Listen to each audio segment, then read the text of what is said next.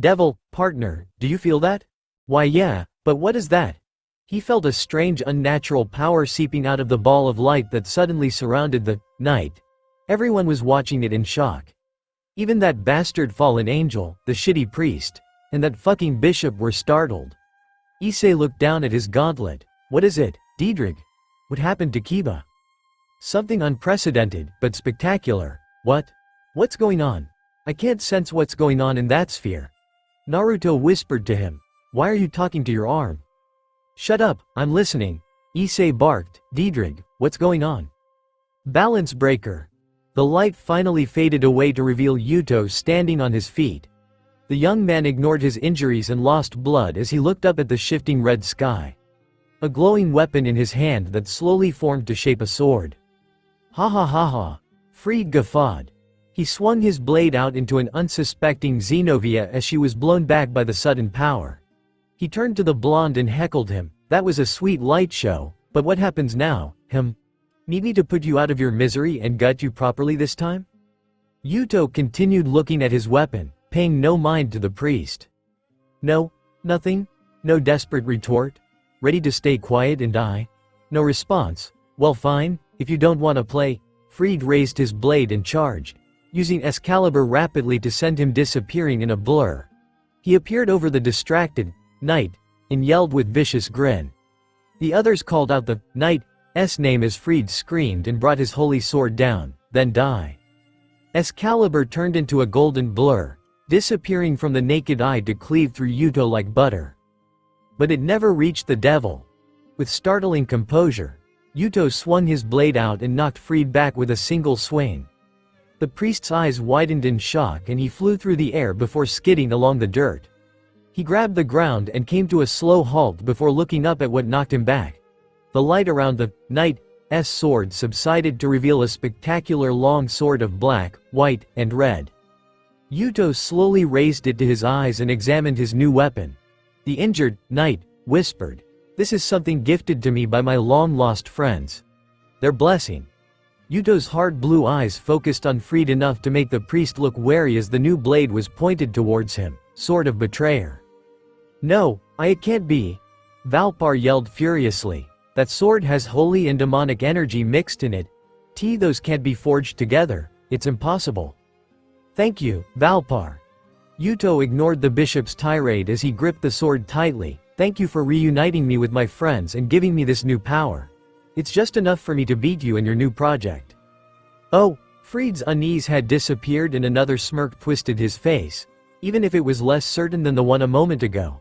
He squared his shoulder and held up his sword with a snicker. Do you want to test that theory? It's not a theory, it's a certainty. You may have Excalibur, but now that I have this, you're nothing. Shut up. Fried dashed in and was immediately met with Yuto's betrayer.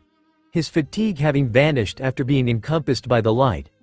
The knight gave a mighty roar and knocked Excalibur back. Fried gripped his blade again and screamed as he charged the devil. Both blades clashed again and again in blurs and sparks around them. Unlike last time, Excalibur did not break through this sword so easily. In fact, even against the power of the holy sword, this new blade did not falter in Yuto's hands. The poison in his system from the light had vanished, and his injuries felt as if they didn't matter. It was strange and unnatural to wield this blade. He could sense power similar to angels and fallen angels brimming from the sword, but mixed and balanced with demonic power as well. It felt like he was playing with fire. But it felt right. Like it belonged to him. With this in his hand, this battle was over. Excalibur rapidly swung up at his head at blinding speeds. Yuto effortlessly leaned back as the blade passed over his head, his skin crawling, feeling holy power so close before he put some distance between them. Excalibur rapidly was still faster than he was, but now that he had calmed down he could react better. Notice the subtle movements and changes in the priest's actions before he moved. The direction he leaned and charged towards. He noticed them all. Fried may have had the better sword and abilities, but Yuto had experience and swordsmanship, and right now that was all he needed. Fried grew irritated with being unable to blindside the knight as effectively as he had moments ago. He separating from his target, seething through his teeth. Fine. You want to play with hacks? I'll play hacks. He turned Excalibur around in his hand, holding it in reserve as its length went invisible. How about this? He stabbed the invisible weapon into the ground as Yuto narrowed his eyes. His reflexes kicked in and he immediately jumped back as Excalibur changed shape and pierced up through the ground. The invisible blade slipped back into the ground before popping up beneath Yuto. The blonde swordsman had to constantly jump back to avoid the point of the blade that burst and retreated back into the ground. Yuto kept dodging but noticed the blade stopped chasing him. However, he felt something creep up behind him and looked back. Surrounding him were hundreds of deformed bodies, horrific monsters, and images that couldn't be described. Ho ho ho, how about now, sexy? Fried's distorted voice garbled through the illusion as Yuto heard it echo around him. He narrowed his vision and held his sword with both hands. So, are you ready to forfeit yet? Lay back and let me pierce the flesh? I can't promise it won't hurt, and I can't promise I won't find rapt enjoyment in doing it, but if you give up I might make it quick for you. The monsters and illusions cracked. Fried yelled as the illusion he created with Nightmare cracked apart. Flying through the illusion was the blue-haired warrior that skid along the dirt to Yuto's side. Fried was left standing in shock as Xenovia slowly stood back up, a massive blade in each hand as the church warrior let her eyes fall on the disgraced priest. What? It was Valpar that exclaimed in shock when he saw the new blade in the girl's hand. Unlike Excalibur Destruction, this blade was asymmetrical. Just as long as her other sword but blue and yellow in color, and the power coming off of it was much more potent than her Excalibur. The bishop gawked. That's impossible. The church wouldn't give a sword like that to just anyone. They didn't, Xenovia clarified. I was a wielder of a holy sword long before this mission. Before I was tasked with retrieving the pieces of Excalibur, I was the wielder of Durandal. The warrior let a small smirk take her lips at the sight of panic on Fried's face. So tell me, priest, do you believe your fragments can hold a candle to a complete blade like Durandal? Why, you whore. You want to test me? See if this blade is really the shit? Fine, he cackled, charging Xenovia, who didn't react in any way as he ran at her. I'm gonna cut you so deep. Where are you looking, Fried? The priest's eyes widened as he quickly turned and blocked Yuto's thrust. The priest was knocked back, his feet digging into the dirt as he was forced back by the power of his strike. The silver-haired lunatic tried to catch his breath. You are aware you're fighting two people, right? Fried blocked Xenovia's swing as the blunt edge of his blade slammed into his shoulder, knocking him away and sprawled into the dirt. His vision started to blur as he lifted himself up. It's true, Fried, that your blade is mighty. The priest screamed as he turned around and started exchanging swings with Yuto. Despite Fried's pushing, the knight took it in stride as he continued speaking. Excalibur is truly a magnificent weapon, but it is wasted in your hands. What? He's right. Yuto disappeared in a burst of speed and Fried looked up as Xenovia fell towards him. She brought one sword down as Fried blocked it, his shoulders and knees buckling as a crater formed beneath him from the force. She started swinging Destruction and Durandal against the pseudo-Excalibur as Fried tried to cope. It's like giving a child the sharpest knife in the world. Something truly exceptional. But merely a useless tool in the hands of an infant. Shut the fuck up, Fried exclaimed and roared at the top of his lungs. A massive burst of aura from Excalibur caused the winds to pick up and shred through the ground. Xenovia leapt back as his power started releasing uncontrollably. What do you know about me, you bitch? You think I'm a baby? Let's see if you still have that thought when I carve you from head to cunt. It's not that you're a baby, Fried. The priest turned around and was slashed from hip to shoulder with Yuto's betrayer. Blood sprayed out from the wound as the aura receded and Fried toppled over. He dropped his sword and turned in the dirt before looking up at the devil standing over him. But before you accept a sword like Excalibur, you should become a better swordsman. The priest coughed up blood and reached out for his weapon, only for Excalibur Destruction to stab down and shatter the glowing blade into pieces before he could reach it. Fried looked up and saw Xenovia's stern expression. Oh ho, you cheeky bitch. That was the last thing he said before passing out in the dirt. Xenovia took a deep breath before nodding to the devil. Thank you for your help. Don't thank me yet. We're hardly finished. No. You damn brats. Valpar angrily spat. You took my greatest success and destroyed it. You miserable reprobates. Have you any idea how much effort it took to forge those blades together? The preparation? The time? Neither of them looked amused by his outburst and shared a look. They turned and started approaching him as the genocide archbishop realized his position. Kokabeel, dropping all pretext of politeness, he yelled at the fallen angel. This experiment has failed. If you still want my help, then we need to leave. Valpar was silenced as a spear of light barreled through his head and burned it off his shoulders. Yuto and Xenovia jumped back in shock as Valpar's body tumbled over. Asia's scream and the corpse's bodily thud echoed through the dome. The fallen angel silently hovered in the air with a still face. Even after obliterating the bishop's head, he did not look affected or burdened by the deed. Instead, his eyes fell on Yuto's sword. The pale man slowly lowered himself to the ground. Boy, do you know just what it is you hold in your hand? I have a faint idea. Yuto looked at his sword again before holding the point out towards Kokabeel. But I know for certain it's a powerful weapon, and I've been entrusted with it. Which means it's a blade I'll point at you, in service of my friends and my king, Rias Gremory. Kokabeel scoffed. I'd almost be tempted to offer you a chance to fight alongside me. But that silly fealty of yours is just too bothersome to deal with. Even though that ability requires a closer look, I suppose it can be inspected once we've fished your body out of the pile. Yuto stood beside Xenovia across from the fallen angel. Soon they both felt others fall into place around them. The orc stood against Kokabeel as Rias stepped forward. There were rips in her clothes and she looked roughed up, but the Gremory's heiress still exuded an air of regality and certainty. She folded her arms beneath her breasts and spoke. What now, Kokabeel? Your forces have fallen and your secret weapon has been destroyed. Now you are just a foreign agent in enemy territory, and the cavalry is coming. If you want, you can still make the time to escape. The lingering reminder that you infuriated the devils and will always have a target on your back with the mouse fury focused on it. But I promise it will be better than the alternative. She had to keep confident, poised. She had to convince this madman that running away was the best course of action. Leaving now while he still could. Avoiding a battle altogether. It was the best chance she and her team had of getting out of this in one piece. But the smirk on his face. She knew she had failed. This man was content on throwing the worlds into chaos.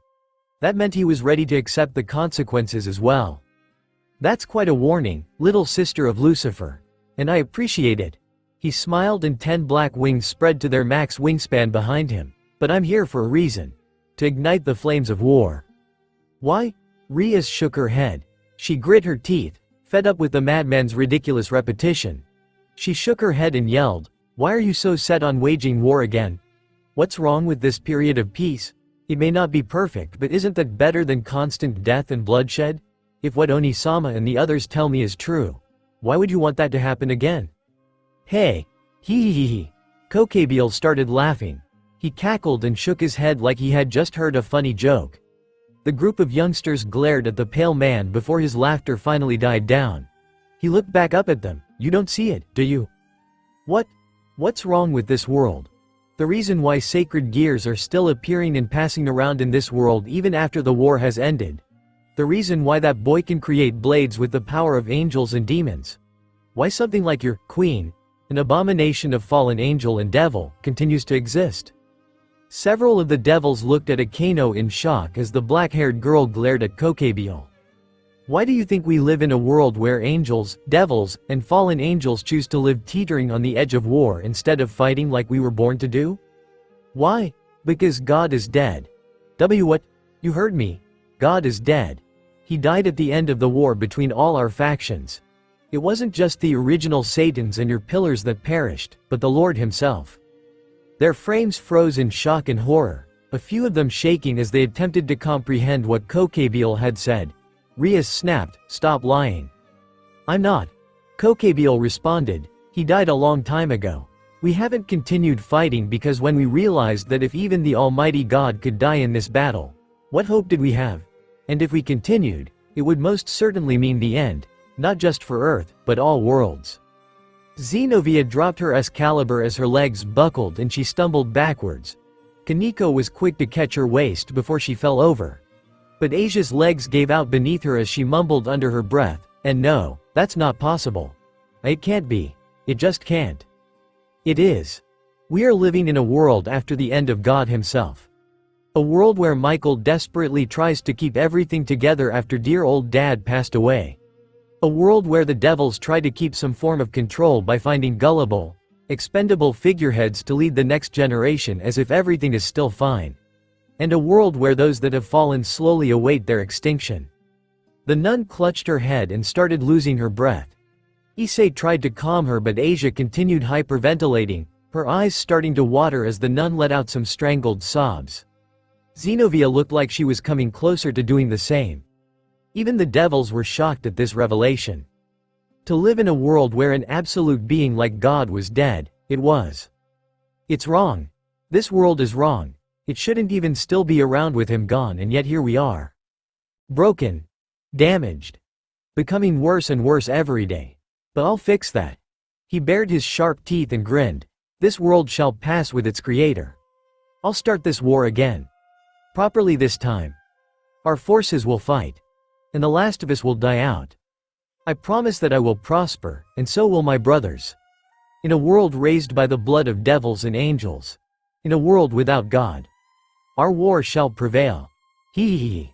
A-H-A-H-A-H-A-H-A-H-A. Ha! Naruto leapt over the field and kicked out for Kokebiel's head.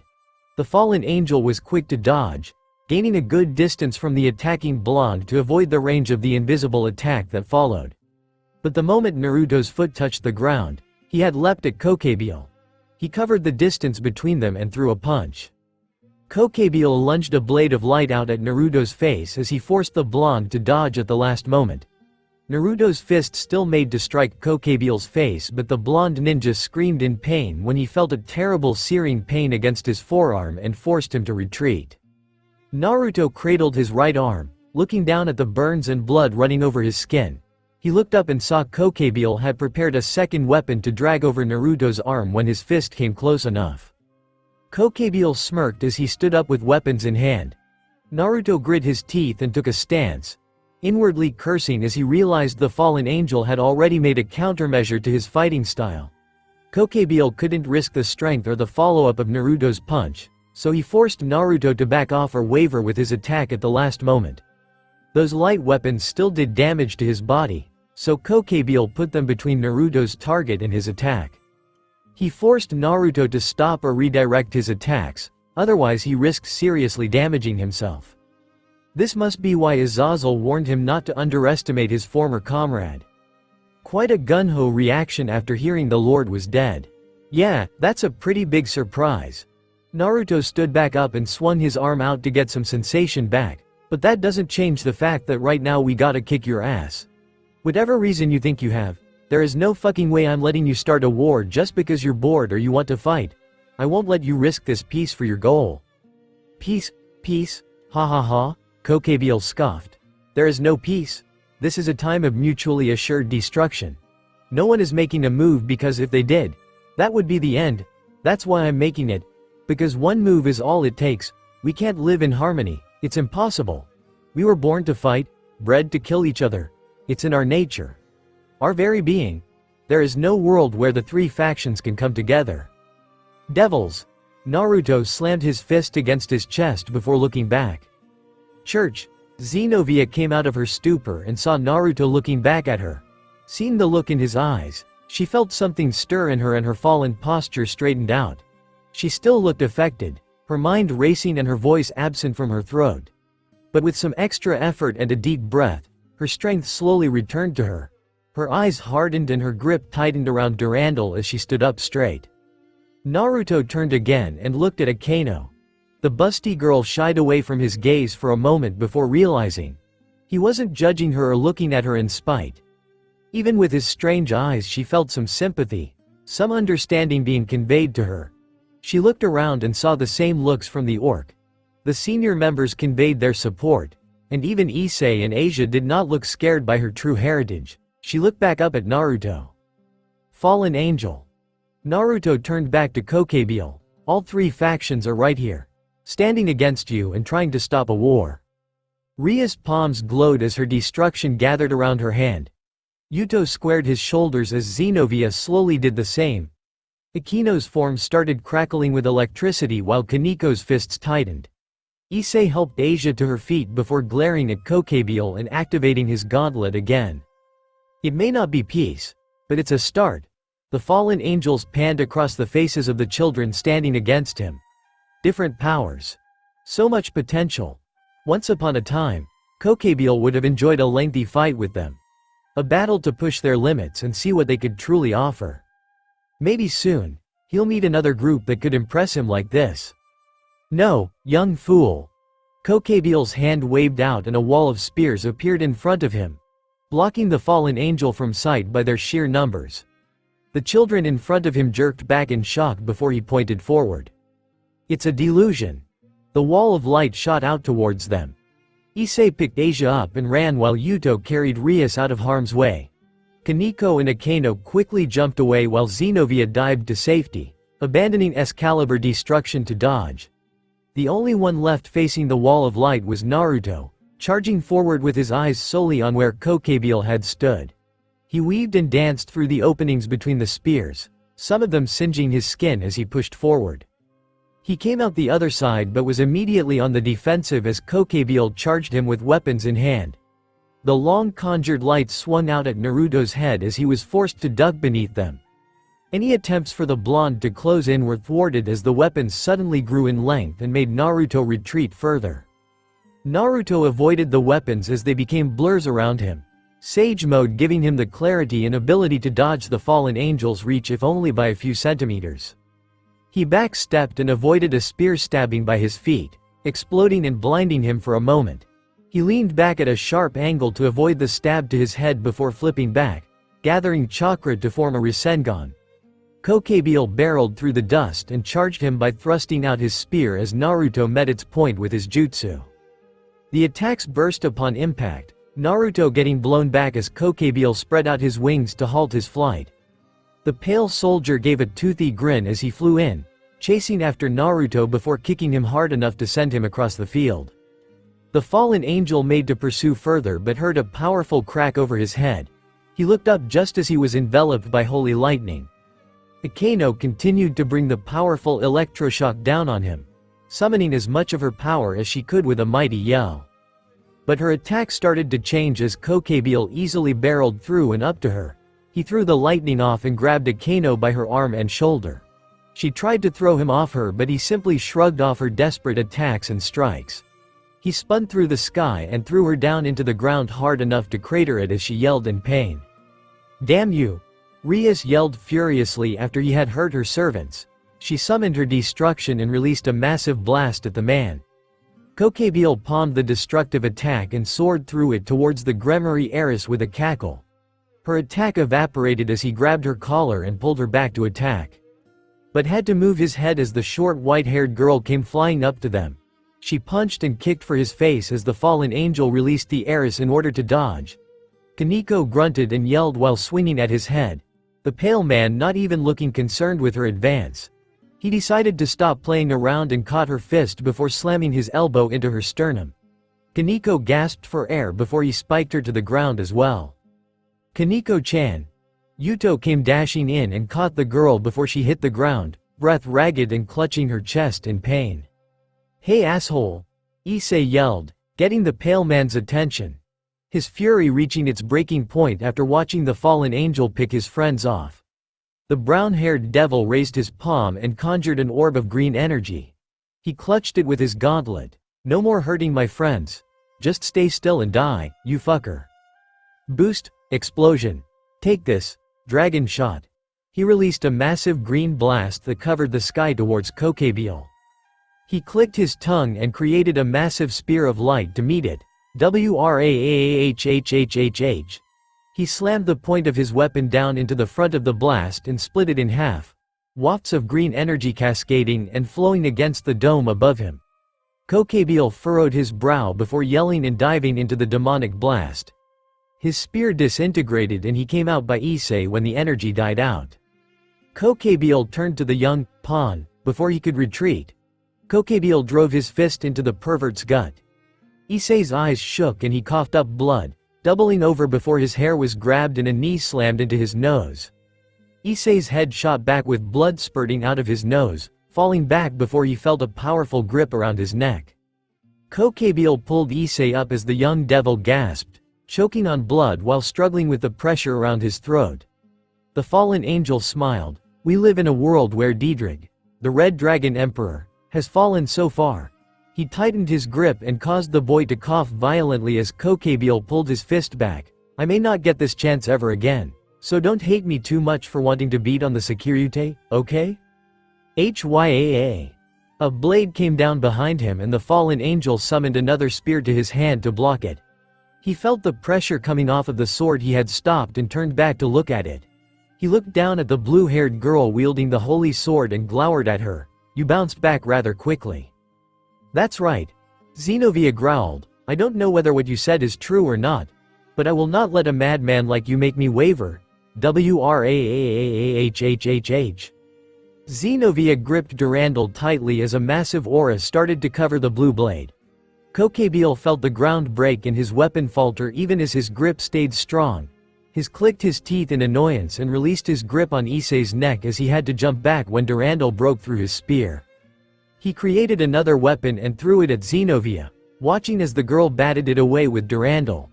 He continued throwing spears as she charged through them. A few spears singed her hair or grazed along her skin, burning it as she continued screaming towards him. She came up to the fallen angel and yelled while bringing it down on his head. But he caught the blade on the palm of his hand and closed his fingers around it before she could pull back. The blade cut his hand and the aura burned his flesh, but he didn't release his hold. Purple blood trickled down the length of the blade down to the hilt until it started covering Xenovia's grip. Her eyes narrowed as Kokebiel shrugged. Admirable effort, girl, but you'll need more than that. Xenovia's glare and scowl turned into a sharp smirk. Kokebiel's other hand shot out and knocked the holy demonic sword away before it could dig itself into his ribs. Yuto's body jerked to the side after the sudden reaction before he caught his footing and charged again. His mixed blade disappeared in a flurry of blinding swipes, but the sound of reverberating metal echoed around them as Kokebiel knocked the sword away with a fist to its flat edge. Finally Kokebiel caught the blade between his fingers and held it so tightly that Yuto couldn't pull it back. Kokebiel had both blades and both users in his grasp as they scowled at him. He found quite a bit of joy knowing that even backed with one of the holy swords and a completely new type of blade, these children had no hope of standing up to him. That feeling faltered however when he felt something stab through his foot to pin him into the ground. The fallen angel let out a strangled groan before looking down to see Yuto had stabbed a holy demonic sword through the bone. The fallen angel's grasp on the two swords faltered, giving Yuto and Xenovia enough time to slip away and run. Kokebiel looked down and tried to grab the sword through his extremity. He stopped however when he felt a surge of energy somewhere off to the side and looked up in shock. Are you sure about this? Rias yelled over the deafening sound as she continued to focus on gathering her destruction into the attack. She looked worried. I don't have much faith in this holding together. Era. Akano tried to sound unbothered, but even she seemed concerned while adding her holy lightning into the mix. What are the chances this will blow up in our faces? Can you both shut up?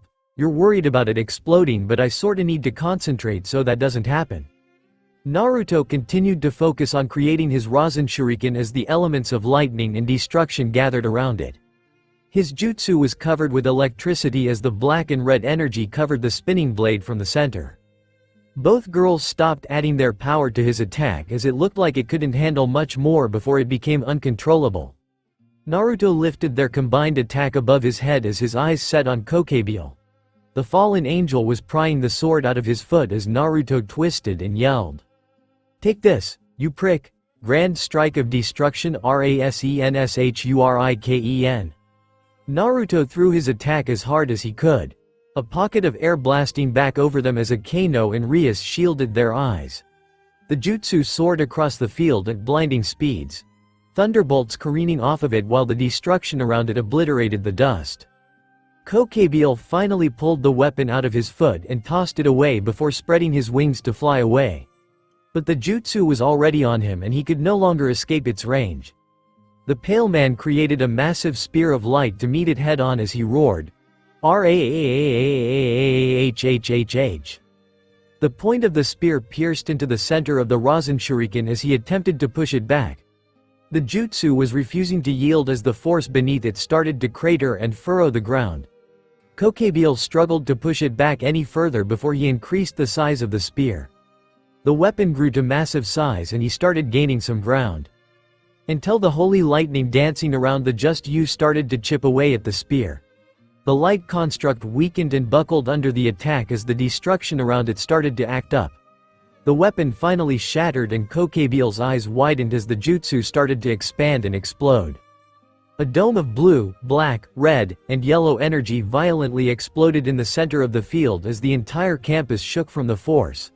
The ground splintered and winds kicked up with enough force to blow everyone off their feet. The sound of the attack was ear-splitting, shattering any windows or glass that hadn't already been broken in the process of the fight. It was like being on site of a bomb strike. The blast finally disappeared as the energy from the combined attack died away. The Orc and Xenovia were left in the aftermath, a heavy cloud of dust and smoke filling the dome to the point where they almost choked on it. Aise-san.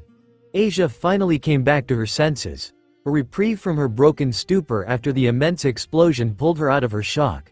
She spotted her friend in dire straits, sprawled out over the ground with bruises and blood over his face. She fell to her knees with a cry, immediately using her twilight healing to try and ease his pain as her eyes filled with tears. "I'm sorry, if I had moved a little faster." Issei coughed violently before attempting to give her an encouraging smile. "It's okay, Asia. That guy made you cry and that was enough for me to attack him. So no worries." His effort to relieve her worry didn't work perfectly, on the account his voice was strained after being strangled and his nose was bent. But Asia gave a sad nod and continued to help him through her tears. Did we actually do that?" Rias marveled at the results. The intensity of their combined attack still fresh in her mind before she looked over at her. "Queen, did you think that would happen? Did I think it would explode like that and ruin the field and school? No, I didn't." Akeno moaned while wiping the dust and sand off her face. Her hair was loose and out of its ponytail, but she didn't care enough to tie it back together. She sent a little frown back at the boy that got them to do it. "And what about you? Did you know it would? Hey." Naruto collapsed on his hands and knees, panting heavily while his whole body shook. Rias and Akeno were quick to come to his side as the redhead panicked. "Naruto, what's wrong?" Sorry," he said through his ragged breathing as he looked up at them as his eyes went back to normal. "I was really weak and tired after getting remote looper put in. I used Sage Mode to get up and come here as fast as I could. Without it, I'm sorta surprised you're even awake." Naruto gave a small shrug and basically confirming Akeno's point.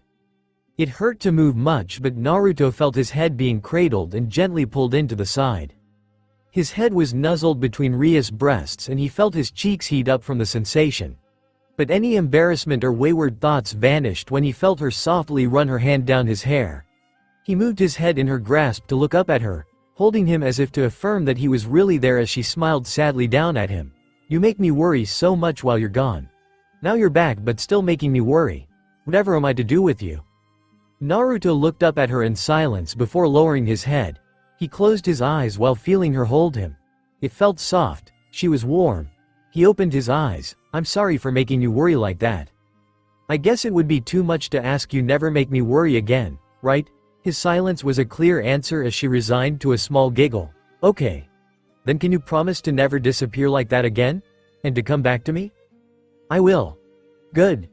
Era." Akeno let out an amused, teasing chuckle after silently watching the scene play out in front of her. Naruto jerked up in surprise as Rias simply turned to her best friend. The queen smiled behind her hand. "Should I stick around or leave you two alone?" "Not at all." Rias simply took Akeno's attempts in stride as she stood up.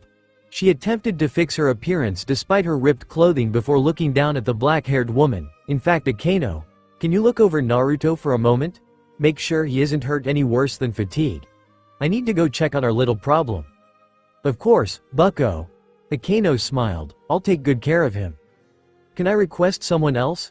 Despite his lack of energy, Naruto still deadpanned with an unamused look on his face. "Oh, now don't be like that." Akeno smiled. "What's wrong with getting looked after by me?" Besides the fact that last time you made me painfully aware about your S&M fetish? Oh, I didn't know you were that sensitive about discussions like that, Naruto-san. His eyes narrowed at the mocking nature of her tone before she shrugged. Well, if you feel like that, then don't worry. I'm sure Asia-chan will come help out once she's done checking up on Issei-kun. Or not. You're a monster. Rias walked off while they had their little back and forth. She looked around what remained of the field to see her peerage collecting themselves. Asia was fixing poor Issei's face after the beating he had received. Yuto was reconvening with Kaneko while the church girl searched the dirt and dust for her Excalibur pieces. Rias approached the smoking crater where Kokebiel had been overwhelmed by their combined attack. She couldn't sense anything, but still she approached with caution. Her hand started collecting a small ball of destruction. Two things whipped by at blinding speeds on either side of her head. Her hair flapped back a moment later from the wind pressure as the cloud of dust in front of her buckled under the sharp wind. Gah! Ah! Ria's eyes widened as she looked back in horror. A spear had lodged itself in Naruto's gut and Akino's shoulder.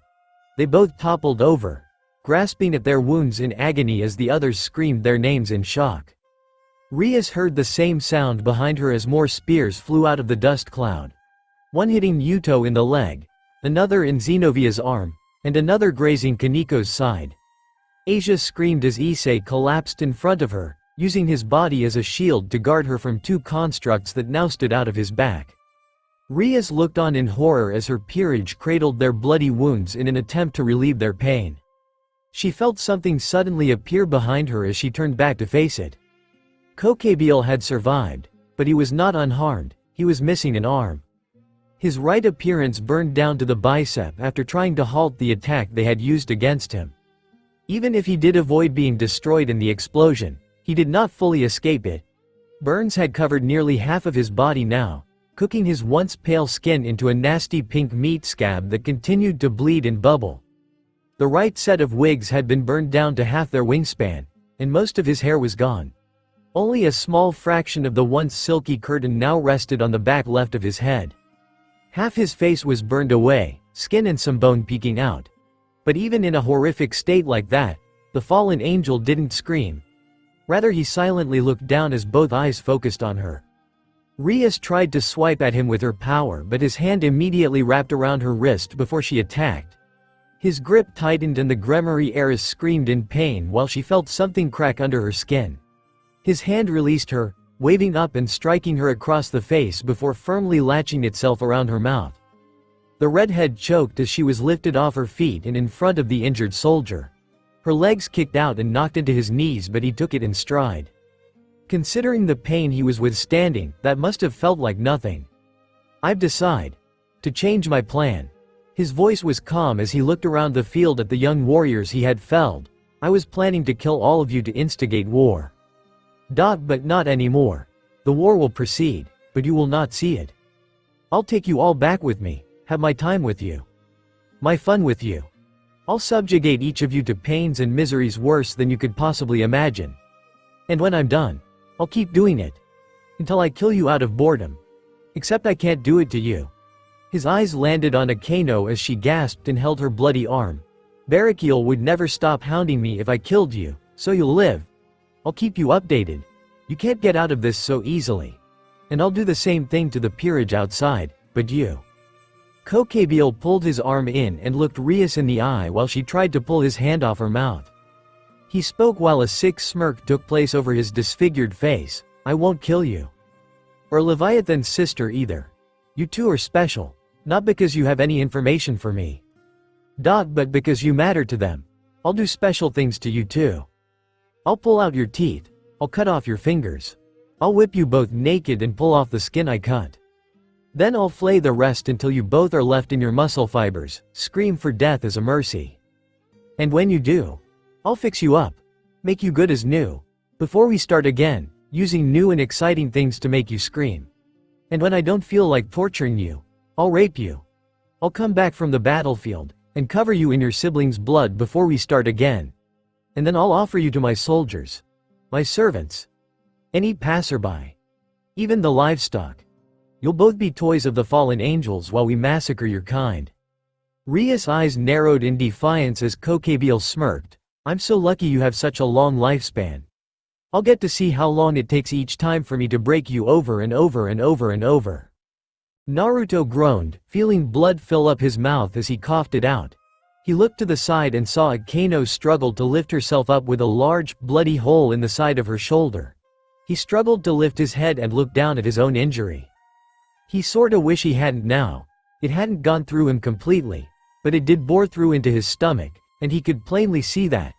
He took sharp breaths through the pain and tried to lift himself up but found no strength in his limbs. He fell back on the groan in pain even as his eyes locked onto the struggling redhead a few meters away. Rias was in trouble. She needed help. So it didn't matter if he couldn't move. He had to do something, anything, damn it. Issei-san. He looked over and saw Asia over the pervert and trying to heal his back of the gaping holes in them. He saw what was happening and immediately shielded Asia. Damn it. Fuckface was starting to get his respect. With Asia's healing in effect, Issei shifted on the ground. He barely lifted his head and rested in the dirt even as his brown eyes locked in with Naruto's. They shared the same look. One that said even if they couldn't move, that wasn't enough to stop them. Naruto nodded and Issei returned it. Hey! Naruto yelled at the top of his lungs even as he started coughing up blood again. Kokabeel stopped whispering his plans to torment Rias as his gaze fell on Naruto instead. The whiskered man yelled from the ground. Is this it? You planned to kill us but now you're going to torture us? What changed your mind? Be honest. Kokabeel slammed his knee into Ria's stomach before tossing her to the ground, stopping her from getting up or running. Naruto wanted to roar and punch the fallen angel to death for that, but right now he had to settle with keeping his attention. I bet I know, it's because we beat you, wasn't it? You're just a sore loser, can't handle the loss so you gotta get even, man. You need to get used to not winning all the time. Now that you're down an arm and most of your working body, you'll be losing a lot more, but you gotta tell me, with how much of you got cooked, did we accidentally boil your... Naruto didn't get any further as Kokabeel slammed his heel down on the wound.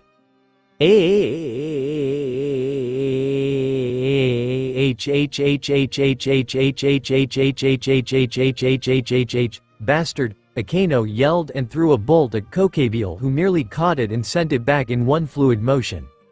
Akano was blown back while the evil Solider continued to dig his heel into the wound. Naruto let out a blood-curdling scream while red-coated Kokabeel's foot. I'm not killing you because I'd be denying myself the joy of toying with all of you. I did underestimate you lot, and I paid a heavy due for that mistake, so now I'm treating you like true warriors back in the day. Small cells. Latches and chains. Blood and screams. And a slow, agonizing death. Why, you know, Akano might actually enjoy the first two. Naruto screamed again as Kokabeel pushed down harder. His eyes nearly rolled back as his vision went dark, but Naruto remained conscious to keep attention on him. So you admit it was a mistake to underestimate us, but you're still doing it now. Now, hee. Kokabeel chuckled and he leaned on his knee, pressing the heel further into the blonde's stomach as he let out a strangled gasp and coughed up more blood. Boy, it was one thing when you were able, but you're broken. You must be an idiot if you believe you can still fight. Why yeah, Naruto stuttered. Well, that's the thing. You see, what you don't understand about idiots is that we never stop trying. Transfer. A bright green light shined for only a moment, but Kokabeel panicked. He dug his foot out of Naruto and looked back to see Issei back up on his feet.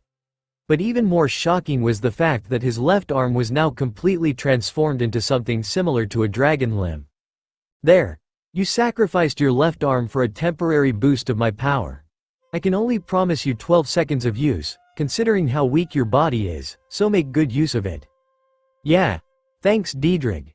Thanks a ton. Issei muttered while holding his new arm. The dragonification already taken place over his once normal arm as the pervert grinned. I won't waste this. Welsh dragon over boost, Issei yelled at the top of his lungs as a deep red aura covered his entire body. The aura solidified and formed a massive suit of armor that covered his entire body. Kokabeel's eyes widened, sensing the power coming off of the pawn. Set. Kokabeel was suddenly struck with holy lightning when he wasn't prepared. 5x. The attack struck him over and over as the fallen angel was left screaming in pain. The thunder finally vanished only for a giant gauntlet to dig itself into his cheek. 10. Ha! Issei yelled as he followed through with the strike and sent Kokebile flying across the field. He quickly chased after him, not giving the beaten man a moment to recover.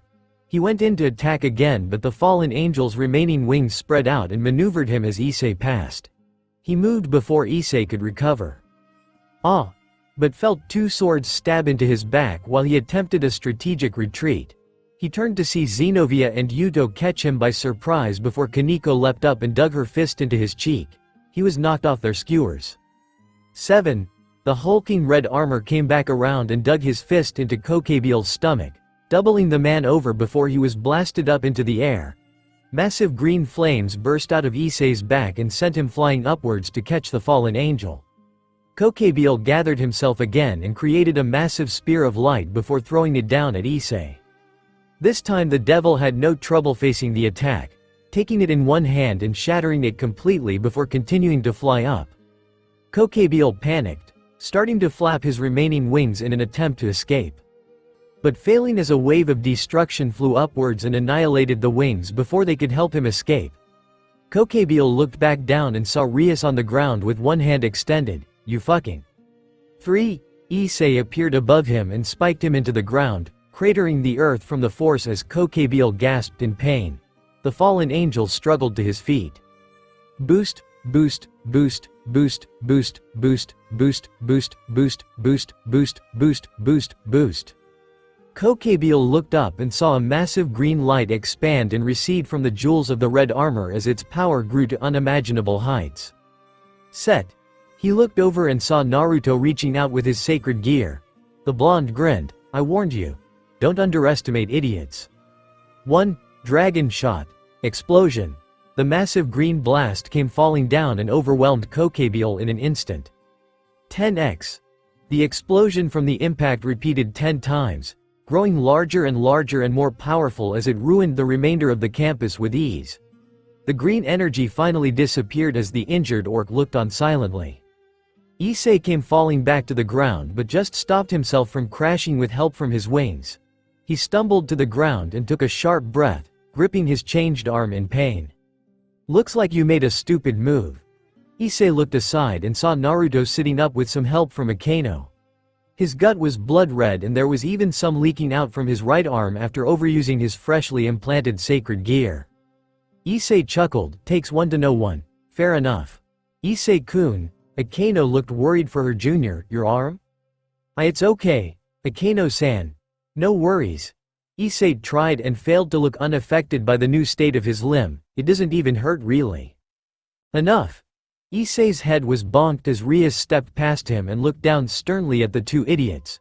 You two are going to need some serious treatment after this. Rias? Naruto asked with worry in his voice, attempting to stand up but failing on account of his wound. Are you? I'm fine. Sore and a little disturbed by that man's mindset but nothing too horrific. I'm more worried about all of you. Her eyes landed on their wounds before she turned. Asia. Why yes. The nun came running to her. King's call. I know you must be tired, but can you give them some treatment? They need your help. Oh of course. The short girl nodded before kneeling down and holding her hands over Naruto's gut. A green aura covered her hands. I'll do my best. Good. Rias looked over at the smoking crater and slowly approached it. Is he not dead? But he's done. Rias looked in, spotting the downed form of the fallen angel after he had finally succumbed to the damage. His body was hidden under a layer of dirt, so she didn't know what was missing and what wasn't, but honestly she didn't care. She wished she could have caused him more pain, but she would have to trust that to her brother and the higher. The dome above them shattered into pieces as something collided into the crater in front of her. Rias was nearly blown back by the force of the wind and tried to shield her eyes as well as catch a glimpse of what had caused the strange occurrence. Her eyes widened when she saw an almost exact replica of the armor Issei had worn a moment ago. But this one was a sparking white, with massive wings made of bright blue energy spreading out from its back. The being reached down and picked Kokebile up by the nape of his neck before turning to face them. Rias blinked in shock before demanding, Who are you? Identify yourself.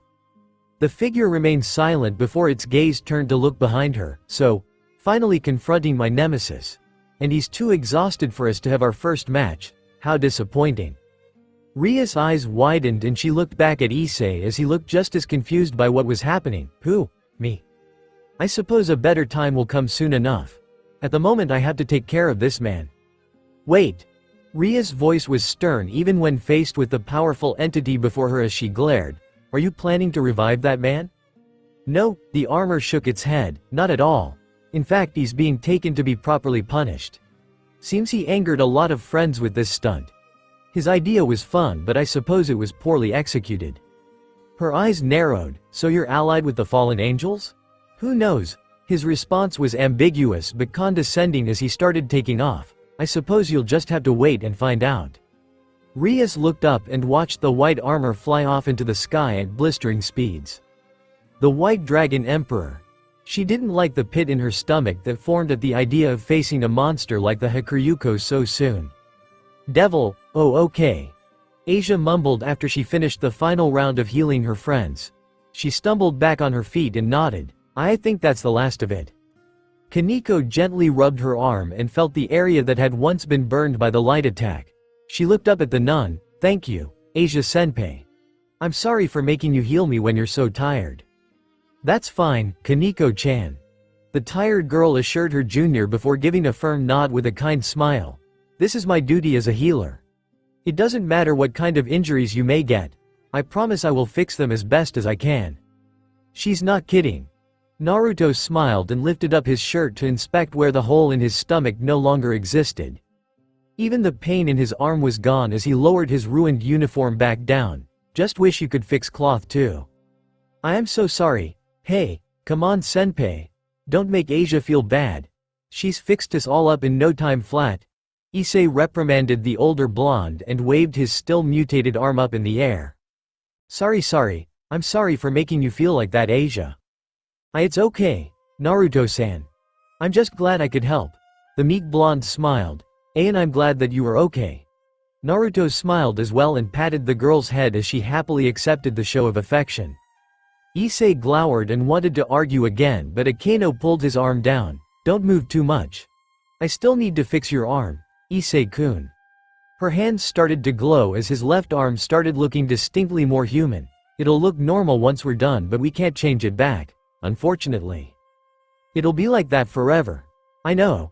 Diedrich gave me the same warning. Issei nodded and smiled. But it's fine. I knew the consequences, but it was still worth it to teach that prick a lesson. Thank you for your sacrifice, Issei. Rias thanked her, Pawn, as she entered the room again with Yuto following behind her. Her peerage turned to her as she smiled. Oni-sama's people are fixing the school now as we speak. It'll be back to perfect condition by tomorrow for us to go to school. Hooray! Not a lot of enthusiasm at that update. And what about Xenovia? We sent her off after she was done being healed by Asia-san. She took the pieces of Excalibur with her and thanked us for our help. Yuto answered. She'll probably be heading home by tomorrow. I'll be honest. With how this all started, I never believed it would end with us working alongside her to fight that enemy. But she was quite impressive. And intriguing. Rias noted as she sat down on the couch and leaned back with a sigh. But I am glad it is over. Yes. Akeno nodded with her smile. It's been quite a long night. Yes, it has. And it is going to get even longer. Naruto realized how silent the room went and looked back to see all eyes on him. Now? Seems as good a time as any. Well, yeah, I guess, but aren't we all tired? We are. But is there a reason you can't tell us now? Naruto blinked and thought for a moment before shaking his head. Nope. Now is fine. In fact, it's perfect. Because I don't just want to tell you how I got this sacred gear. Naruto walked around the couch and looked between all of them before his eyes fell to Rias. If you're willing to listen, I'd like to tell you a little about myself. Finally, Issei exclaimed, been waiting to hear from what's up. I will absolutely listen to your story, Naruto-san. Asia sat down and looked up at him expectantly. After your help, I would be honored. Yuto gave a small bow and smiled. Well, I suppose we should listen in case you cause any more trouble. Akeno laughed at his frown. He looked to Kaneko, who had her gaze lowered for just a moment. The little freshman looked back up at him with a guilty expression before steeling herself and nodding. Finally he looked towards Rias to see her smile. "I want to know everything about you," she repeated to him, "if you're ready to tell me." He smiled and leaned against her desk while the club members took their seats. He took a deep breath and scratched his head. "Well, I guess I should probably start by telling you. I'm not from around here." Devil, and then I told him about the big blast I was caught in. And how I got lost floating in this place he called the Diagonal Gap or something. But then I somehow ended up down the street of Kuo, and I made my way there. Then I passed out and woke up a few months later. I got a scholarship to the school, which I found out was your brother paying for it so they could keep an eye on me in case anything crazy happened. And then I was killed. And now we're here. Naruto lamely finished before shrugging, and that's it. Their expressions varied to say the least. Akeno and Rias stared at him in silent shock. Issei's jaw dropped and Asia's head was tilted in confusion. Yuto tried to wrap his head around the impossible tale he had just heard. Kaneko was blank-faced. Naruto awaited their response. After the third minute of straight silence he looked around. "So? Any questions?" "I got one." Issei raised his hand. "Are you sure your brain wasn't scrambled while you were away? Or are you just stupid?" "Wanna repeat that?"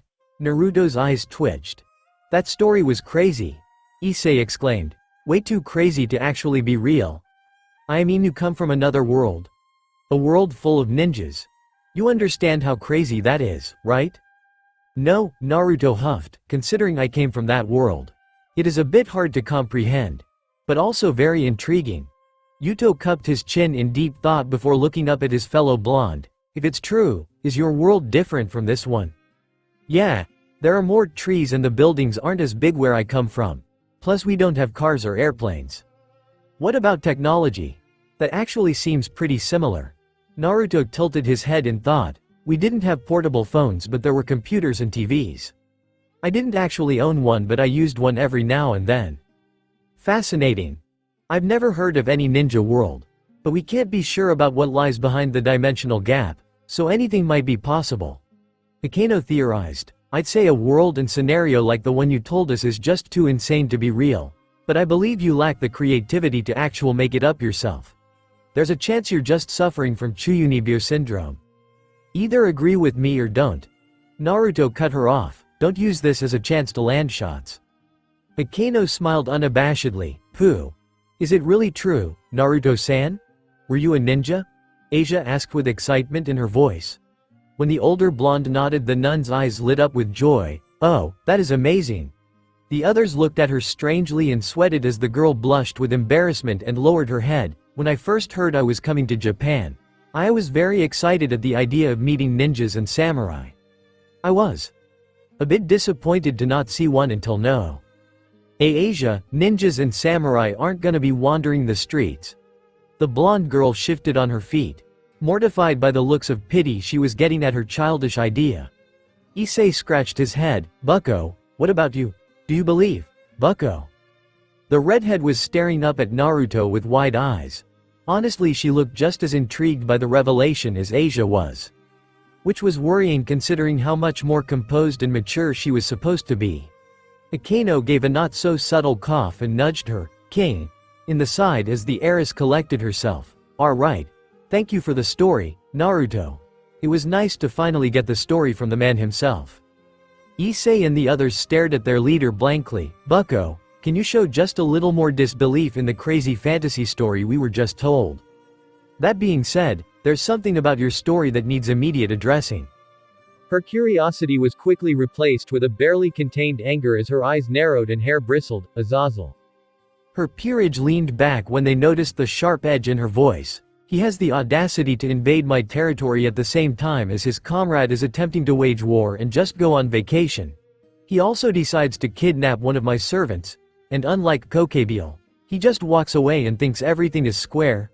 The redhead almost growled. "If I ever meet that man, I will make him suffer 100 times over for his actions." "Okay." Naruto stepped forward and tried to ease the tension the pure-blooded devil exuded.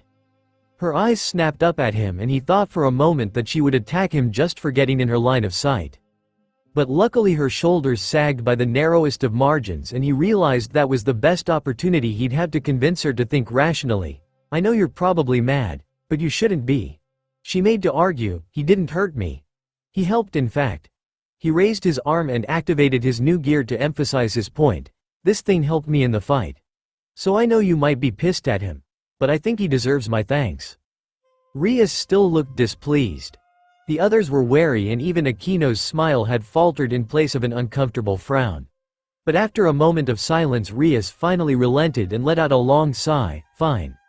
Naruto smiled as Rias nodded and crossed her legs.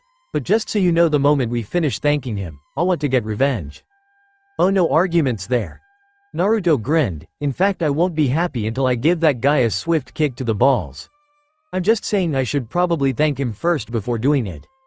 That sends a pretty mixed message. Alright, then I suppose we're in agreement. Rias reluctantly accepted Naruto's request. She stood out of her seat and looked down at the sacred gear embedded in his arm. I can't believe you actually have one of those now as well. Yeah, but it's pretty cool. Naruto flexed his new weapon proudly and shrugged. Having some control over time sure sounds like a cool ability. Hey Naruto-senpai, how does your sacred gear work? Issei looked at his senior's gift before looking down at his hand. He thought about his boosted gear before looking at remote looper one more time. When we were finished fighting, my last attack kept exploding over and over and over. It was kinda like my sacred gear. Well, I don't really know the proper terms and stuff, but I have the general idea about how it works. Watch. Naruto gripped his fist and raised it as the club watched it glow for a moment. Set. Naruto's other hand came swinging in and slapped Issei's cheek. The fellow, pawn, stumbled on his feet and nearly toppled over before cradling his cheek and yelling, "What the hell, jackass?" Loop. Issei's face rippled again as he fell on his ass. The pervert groaned and rubbed his aching face to alleviate the sudden pain as he glared up at the blonde in spite. Naruto chuckled a little despite Issei's ire before turning to the curious crowd watching him test his ability on his fellow pawn. Rias chuckled, "You two finish having your fun yet? This isn't fun, Bucho. It is for me." Issei glared back at the whiskered man as he grinned. The brown-haired teen had a toothy grin as he clenched his fist. Okay. It's a great ability. Let's keep testing it out.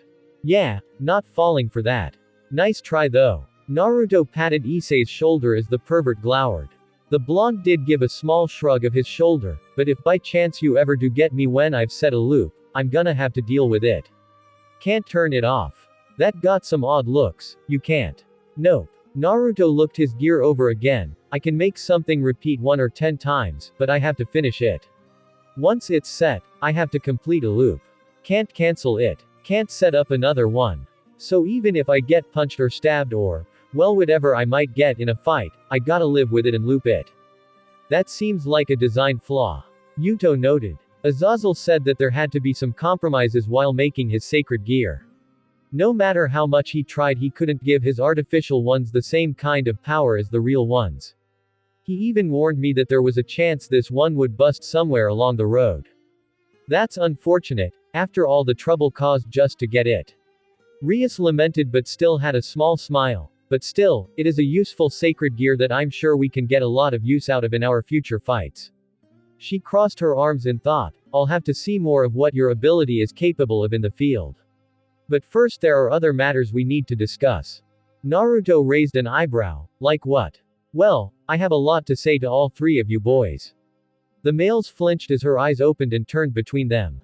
They first stopped on Issei. Issei, I'm worried about the extent you went in order to finish our last fight. I don't like the idea of you sacrificing your body parts for an added bit of power. Plus the fact you're in so much pain trying to acclimate to it is something else very concerning. He lowered his head. Sorry Bucho. However, if it wasn't for your sacrifice, I'm sure that fight would have ended poorly for all of us. There were a few nods and hums of agreement as they rubbed the areas that were once their spear wounds. The redhead stepped forward and smiled at her pawn, so I suppose I can't be too mad at you. You'll have to inform us when your arm starts to act up so we can suck any excess power from the gauntlet. So I think I'll leave any punishment and treatment to your personal healer for now. Issei-san, the little blonde healer looked up at her friend with concern before stealing her expression. I swear that I shall help treat you to the best of my ability. Thanks, Asia. Naruto. The whiskered ninja stood strong when she turned to him with a stern expression, even if a bead of sweat traveled down his brow. She had a little frown while thinking about how to proceed with his reprimanding. You disappeared for the better part of a week and made all of us worried to death. Why yeah, but it wasn't on purpose. Naruto added hopefully. Yes, I suppose you're right. I guess I'll have to put a little more thought into how to deal with that. Rias mumbled before turning to the last person to cause them trouble over the last few days, Yuto. Bucho, may I say something first? Yuto asked before she could begin. Rias nodded as the knight lowered his head. I was so blinded by my desire to find and destroy the Excalibur blade that I lost sight of everything else. Your concern. Your attempts to help me. All of you.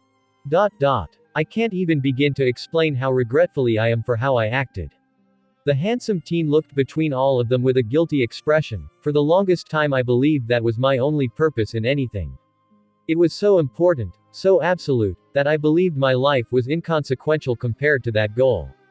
But after what happened, I realized that I was wrong. I shouldn't have believed that about my life. And I remember what my true purpose is now. He turned to Rias and bent down on one knee. This life, all of its faculties and possibilities, are yours to command. I am a knight. I am your knight. I shall forever be in your debt and at your service, my king. Then there's only one thing I can say. Rias decreed onto her loyal servant, I want you to live. For as long as you can and as happily as you can, both as an order from me and as tribute to the loved ones you lost so long ago. Survive our future fights. Grow strong and live longer. Make this new life precious. She smiled warmly at her knight, can you do that? I shall, my king. Good. Then all that's left is for you to turn around so I can spank you 10,000 times. The silence was unbearable. Yuto paled and slowly looked up at the malicious smile the redhead brandished him. Bucho, what do you mean? It should be rather obvious. Rias, hand raised and a crimson magic circle floated over her palm as she smiled evilly, you misbehaved. And as happy as I am to hear you've come to your senses, you still need to be punished. But. Now, don't be afraid. Rias stalked forward, it won't hurt nearly as bad as you think. Yuto stopped when he felt someone hold him in place, Kaneko-chan. The freshman gave him a regretful look before holding his arm so he couldn't escape. He heard a joyful giggle at his other side and saw Akano holding his other arm. Naruto raised his hand while he, Asia, and Issei watched on in horror at what was about to happen. Issei was so horrified in fact that he was snickering and giggling at the scene playing out in front of them. Can I go home? You may. Rias smiled. Make sure not to get into any more trouble until you get home. Why yeah, enjoy your, this. Naruto-san. Please. Help me. Sorry Kiba. Naruto headed for the door. I've been through a lot of stuff but I got no idea how to deal with whatever the fuck this is. Naruto made his way out as he heard a hard smack and Yuto's quick yelp of pain. Yep. Glad he avoided that, devil. When Naruto made it back to his apartment complex so late at night, he didn't know what to expect. He had been gone for several days now and had almost come to miss this place during his absence. Sure, the place looked cheap and the rooms were pretty small and the water was almost never warm and the Roach Hotel was never cleaned and the landlord was a total tool. On second thought, that bed in Azazel's apartment seemed so inviting now. He didn't know what he had until it was gone. That spoke true for a lot of things. Anyway, when he came back to his crummy, almost abandoned complex, he didn't expect to see a group of laborers working out in the street to fix the damages he had caused in his fight with Azazel. This being a less populated area than the rest of Kuo, he expected it would be a while before anyone came out here to fix it. Honestly, he thought he'd just have to get accustomed to coming home to see a broken lamppost and shattered blacktop forever. But not only were they working on it, they were almost done. Naruto made his way to the landlord's office when he saw the lights still on. He heard the telltale signs of life from the TV blaring some kind of inappropriate content. He looked in and saw his crabby landlord lounging back in his seat and watching his porn with no shame. The older man didn't seem to take notice of Naruto despite the fact he was standing before his desk before the blonde spoke up. Taichi-san, I'm back. Uzumaki. The man screwed up his name once more as the young man could only sigh. He had corrected him so many times that he just believed the landlord did it on purpose. Where you been? You wouldn't believe me, never mind, don't care. Figures. He looked back out at repairs being made. Did you call a repair team or something? Of course not. He responded, these guys were sent here by some rich person. They were asking about any available rooms we might have and offered to fix things up before they come see it for themselves. We may be getting some rich snob that would like to see what it's like living in the dirt. Tai Chi headed back in before pointing up. They fixed your door, by the way. Don't know what you did, but you should be thanking the rich person when you meet them. Because I would have footed the bill for the whole repair. But it's not my fault, it was. But he didn't feel like telling the stingy landlord the truth. Tai Chi just groaned and laid back on his chair, not paying any heed to Naruto's argument or the looks he was getting. The blonde pawn sighed before giving up and just heading back up to his room. He spotted it along the wall, new door and all signs of any damage fixed until it looked better than the rest of the complex. He walked in and found his room just as he had left it. His school bag still knocked over on the floor and his futon still looking slept in on the left wall. Naruto was amazed at just how quickly his body relaxed when he spotted his bed. He dragged his feet and yawned while making his way over to the futon. Once he reached it, he gave in and collapsed onto the comfy cover. The fatigue from the recent battle and the recent surgery had surely taken their toll on him. Even with the sound of repairs outside, Naruto easily drifted off to sleep. He'd only have a few hours of sleep before school started. And Rias would probably come over and complain if he skipped out any more classes. Hopefully everything would be easier in the next few days. Devil, they weren't. Hiya everybody, the serious, stern voice attempted to sound sweet and bubbly as she greeted them. The blue-haired girl gave them a cute pose and winked while still having the stoic expression on her face. My name is Zenobia Quarta. Gee. It's real swell to meet all of you.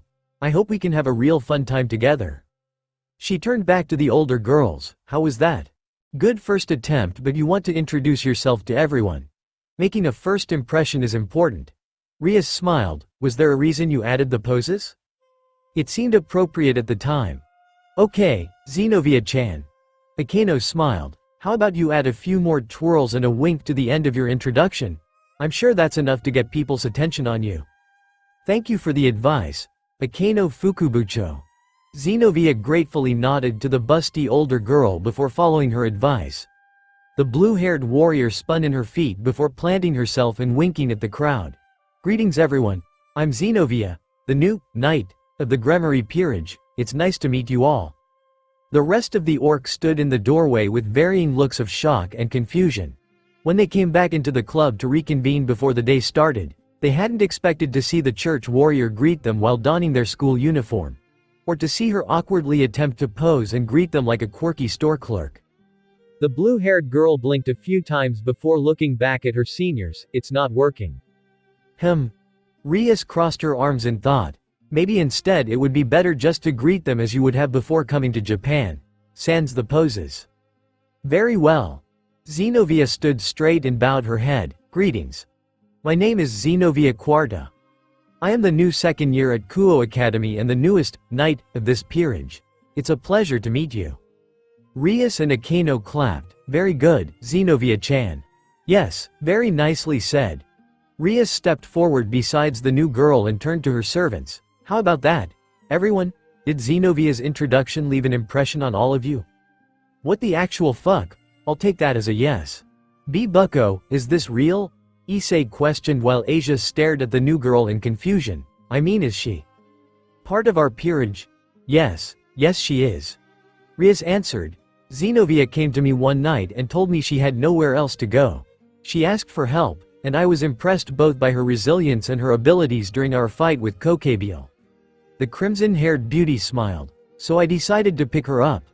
I resurrected her and now she's our newest knight. Okay, still a little confused about how this stuff works. Never really dealt with religions back where I came from. Naruto stepped towards Rias. She was part of another faction, right? So do they just switch and loan people out regularly or what? No, Zenobia is on our side permanently now. Rias corrected before looking at the girl in question sadly. She was excommunicated from the church. Zenovia's expression fell for a moment before she quickly hid disappointment behind a mask of indifference. The former warrior nodded in agreement and stood at attention. After I had retrieved the pieces of Excalibur and reported back to the Vatican, I was labeled a heretic and banished from the church.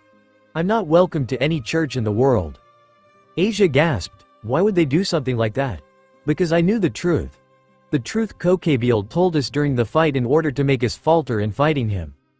Apparently it was real. And anyone outside of the highest order of the church that knows the truth can't be trusted to walk the halls of their cathedrals. They feared I would reveal it to the masses and others in the church. So they acted preemptively. Zenovia tried to hide her pain but still looked glum while recounting the events that led her here.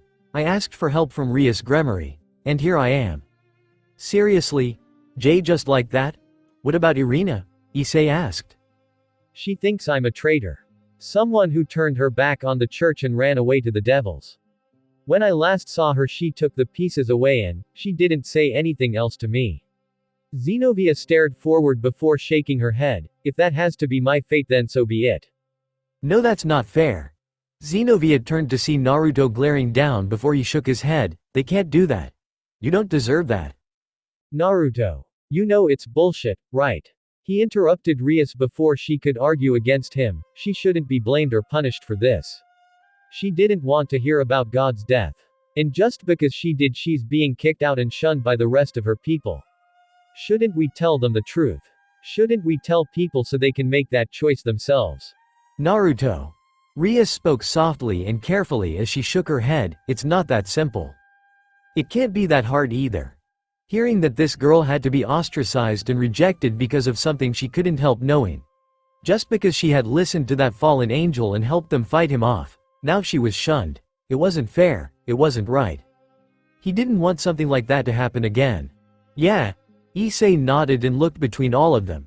Naruto senpai is right. That's not fair at all. If we just go face those guys. Issei-san. He felt as someone softly pull on his sleeve. He looked back to see Asia meekly hanging her head while still tightly gripping his uniform with her fingers.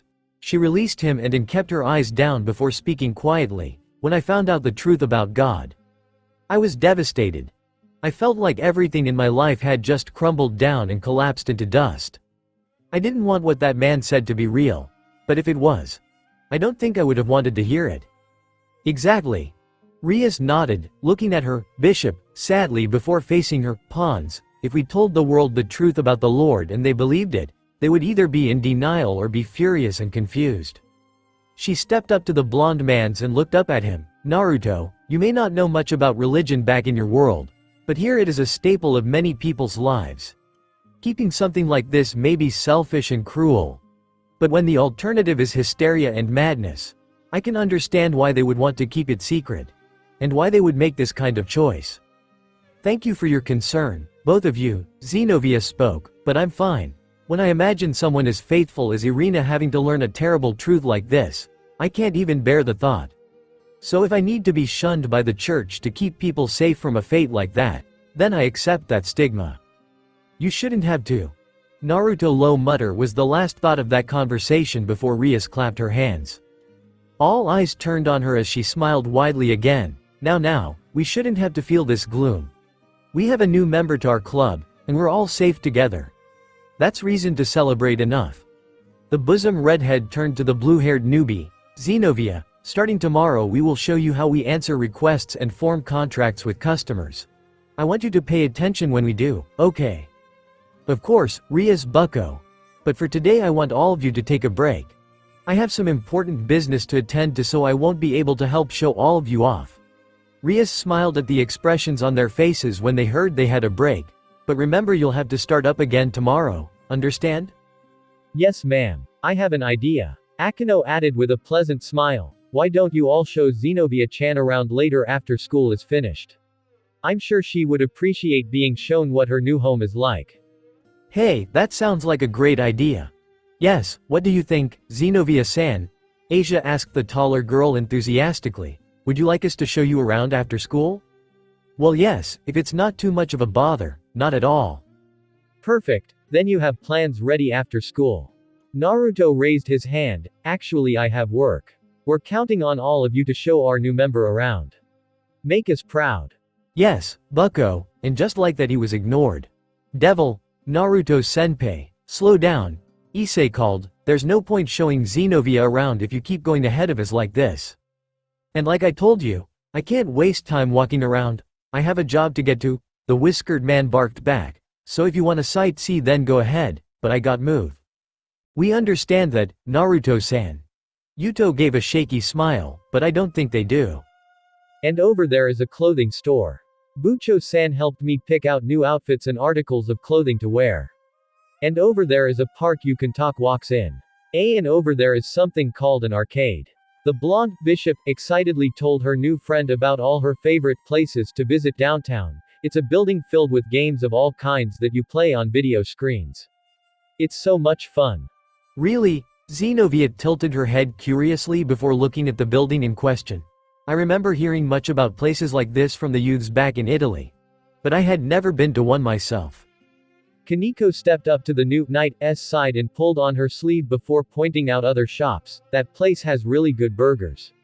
That place is nice to find any music you like. And that place is a karaoke bar, and it's nice to go there with friends and sing. Really? That's interesting. The boys stood at one side watching Asia and Kaneko introduce their newest member to the sights. Naruto groaned and scratched his head before looking between the two boys. Does stuff like this last for long? Kinda. Issei shrugged. When we came out here the first time to get Asia some new clothes, we went shopping for hours. Course I got to see Asia and Bucko in tons of cute, sexy outfits, so I'm not really complaining. Naruto rolled his eyes as the perverted brunette's face grew red and his smile swerved into a pervert grin. The whiskered teen's shoulders sagged as he exhaled. So is this any easier for people that aren't complete and total perverts? Oh, stop acting like you're so pure. Issei commented before knocking Naruto in the elbow. Come on senpai, haven't you ever looked at a girl like that before? We're men. It's our job to see perverted things at any opportunity and then remember them to ourselves at our leisure with our thoughts and a healthy assortment of tissues.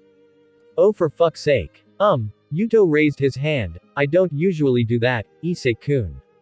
Well, Kiba, to be fair, I don't ever really know your deal. Yuto blinked in confusion before Issei turned back to his disgusted senior. What about you, senpai? Haven't you ever thought of Bucho like that when you're by yourself? What? Why would I think of Rias like that? Because you two like each other. It's why you get along so well. Issei plainly stated as Naruto's eyes widened. Did you not notice? What? Issei-kun is right, Naruto-san. Yuto nodded in agreement while looking up at the stunned whiskered blonde. Bucho has shown a certain interest in you recently, and I honestly thought that you were returning it. Aye. Oh, and there's a ramen shop not too far away that serves an excellent bowl of ramen. It's very tasty. And Naruto-san works there as well, so we can all go together. Asia happily rattled as Naruto's brain started to malfunction. Yep, those were some tasty noodles. Kaneko wholeheartedly agreed.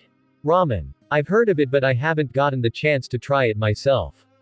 Xenovia muttered as she started following the girl's lead. It sounds interesting. Oh, seems like we're moving. Yuto started to follow.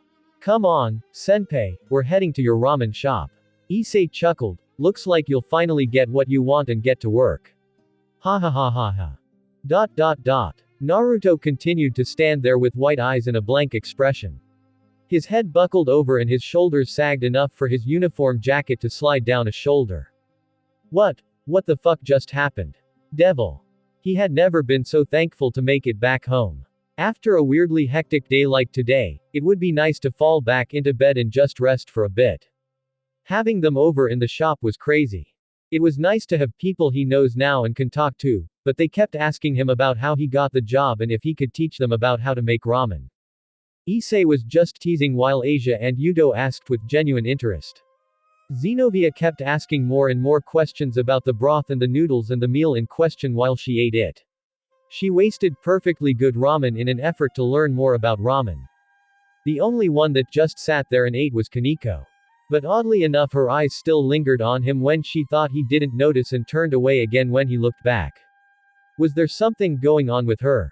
He was going to have to ask her what was up the next time he got a chance. Plus, it didn't help that his thoughts were plagued with the weird things Fuckface and Kiba said. They were probably just trying to freak him out, right? Make him sweat. Get back at him with a prank for all the trouble he caused while he was away. Definitely. As Naruto finally reached his floor, he noticed something sitting outside the door next to his.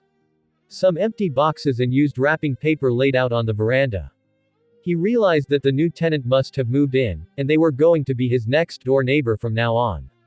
Oh, that's right. Remembering what Taichi said about the new tenant footing the bill for the repairs, Naruto fixed himself up before stepped in front of the door. He didn't know a lot about proper greetings, but he had to at least thank them for their help. Excuse me. I'm your new neighbor, Naruto Uzumaki. I just wanted to thank you for helping repair this place. It didn't really need any more damage than it already had, so thanks for making it look slightly better. He heard footsteps behind the door and watched it slowly open in front of him. Now, don't be rude. This is our home, isn't it? She smiled. It's the least I can do now that I'm staying here. And it's nice to meet you too. Naruto had already burst his way through his own door and slammed it shut before she could finish talking. The solitary sound of his rapid breathing was the only sound in his apartment as he slid down his door and landed flat on his ass. That wasn't real. That couldn't be real. He had just had a long day. Hell, he'd been having a long week. His mind was just playing games on him. Games like making his random new neighbor having long red hair. And seafoam eyes. And the exact same voice as her. Oh shit. Before he could panic any further, he heard a soft knocking on his door. He raised his brow in confusion before looking around for the knocking again. He heard it continue and got even more confused. Maybe his mind was playing tricks on him, otherwise why would he be hearing a knocking from his closet? The blonde slowly pulled himself up and approached the door cautiously. He opened it up to find a mostly empty closet. Aside from a few shirts and pants, another pair of shoes, the outfit he had gotten from the trip to the Grimoire household, and an unamused redhead looking at him with her arms crossed. Rias shifted a shirt out of her way before crossing her arms again. Now is that any way to treat your new neighbor? I expected a pleasant greeting and an offering of a cup of sugar at least. And why do you look like someone just hit you between the eyes with a hammer? Is that what I look like? Because that's what it feels like. Naruto stopped rubbing the bridge of his nose before shaking his head. I have so many questions, but I think I'll start off easy. How the hell are you in my closet? That is easy. Rias smiled as she stepped aside to show the gap in the closet wall that connected to her closet on the other side. I just took the hole. And since when was there a hole? Since about 30 seconds ago. I'm not paying for the repairs. I wouldn't dream of it. Rias turned. Do you mind coming over? I could use some help sorting through my stuff. You need help. Rias hummed and already moved through the gap as Naruto made to follow with a sigh. Shimmying through the hole he came out into her room. Your room should be about as big as mine, right? It is. But that doesn't mean I can't add a little flair to it. When he came out into her closet, he was bombarded with a dozen sets of clothes and pants and nearly tripped on a pair of shoes. Finally forcing his way through the veil of pretty clothes, he came out to see her new room. It looked much cleaner and better kept than his room did. Her table was already covered with forms and paper and homework that she had gotten started on. Instead of the futon, she had brought in a mattress to sleep on with a larger blanket and a set of pillows. There was a drawer for her clothes set under her window and some candles lit on her counter that gave the room a much more pleasant aroma than the regular scent. Overall, it was much nicer than his room. Rias smiled. So, what do you think? It is smaller than my last residence, but I think I'll be able to make it work. She looked up for his impression on her new abode just to see the frown on his face directed at her. She blinked. What? When did this happen? And why? Well, I made the call that I was interested a few days ago. Taichi-san was more than accommodating enough once I mentioned that I was willing to pay for the repairs and pay for the first several months up front. Figures. After that I just spent some time moving some of my things from my old residency to here. The heiress walked around the room before sitting down by a box and sorting through its contents. Akeno helped move that along quite well. She seemed quite fond of the idea of me moving out here, and even more entertained at the idea of keeping it secret. Hee, for whatever reason that may be. These two women. They conspired against him. There was no other possibility. It may have sounded paranoid if not for the fact Rias looked back and giggled at his horrified expression. And as for why, Rias continued, I decided it's necessary to keep an eye on you if you're going to keep living this far out in the city. Naruto looked at the girl oddly while she continued to look through the brown box for whatever she was trying to find. I can keep track and summon any of my peerage to me when I focus, but I can't do the same for you. Your evil piece is different and it's part of the reason I couldn't find you while you were gone that whole time. So if I have to stay close in order to look out for you, then that's what I did. Seriously. She came out here to watch out for him, but isn't this place worse than your last home? I mean, I don't know what your last place was like, but this place is a serious step down for just about everybody. I don't mind. In fact, I kind of like it actually. Rias answered honestly, it's far cozier than my last place. That was almost an entire empty building just for me and some helping hands and servants from the Grimoire household. It was far too wasteful. Sounds heaps better than this place. Naruto noted, what could possibly be better about moving here? Better company. ... Naruto silently stared down at the back of the Grimoire girl's head after what she had said. He understood that. That feeling of solitude. It was suffocating sometimes. But they experienced it for different reasons. No one was willing to approach her due to her status, and he had resigned himself to it. When he ended up in this world, he never expected to find the same kind of camaraderie or closeness with people as he did back in his home world. The way they looked at him like he was a stranger. How confused he was trying to understand this world's different history and customs. How he hadn't exactly made it better for people to think he was easy to get along with. But it was different now. He had the orc. The old man. And if Rias was going to be his neighbor now. Well, if he was being honest, somewhere deep down, he was relieved to find out he would have her by his side. He gave a heavy sigh as he knelt down beside her and wait, so what's up? What do you need my help with? Well, how about you take this? She finally found what she was looking for and pulled something out with a cheer. She smiled before handing it over. Here you go. What is it? It's a phone. I want you to have it. He looked at her in shock before staring back down at the gift. What? Are you serious? Absolutely. I remember you said you didn't have a phone the last time I was over, so I thought I would get one for you. This way you can stay connected to everyone in the orc easier. Rias chuckled. Plus you can finally order all the food you've been dying to get out here now, right? I can't afford any of that stuff. Then one step at a time, I suppose. Rias. Naruto kept looking down at the gift she had given him. Why would you do this for me? Because you've had to be here by yourself. Rias explained as she looked directly into his eyes to get her point across. You had to learn and live and grow comfortable in a world so vastly different from the one you came from. Without the help of people to support you. So I know you've grown accustomed to surviving like that. And in retrospect I can understand why you were reluctant to join us in our fight after what you went through before coming here. But even when you couldn't fight anymore, when your powers were gone and left you weakened, you still tried to help us however you could. You gave me words of advice to follow my heart, and inspiration and reasons to keep fighting when I could. You joined us because you saw us as your friends. People you believed were worth fighting for. So we can't fail and show that faith back to you when you need it. She saw the surprise in his face and smiled softly. You aren't alone anymore. And I promise you won't ever have to be again, Naruto. Rias stood back up and dusted her skirt. Now, since you're already over, why don't I cook us up a meal? Yeah. He finally answered after clearing his throat and wiping his face. That sounds nice. She hummed and stepped up to the counter before she started preparing to cook. Naruto looked back at her before looking down at the phone she had gifted him. Coming to check up on him. Finding peace in what he said. The concern and joy and help she had shown him. Everything she had said. Her kiss.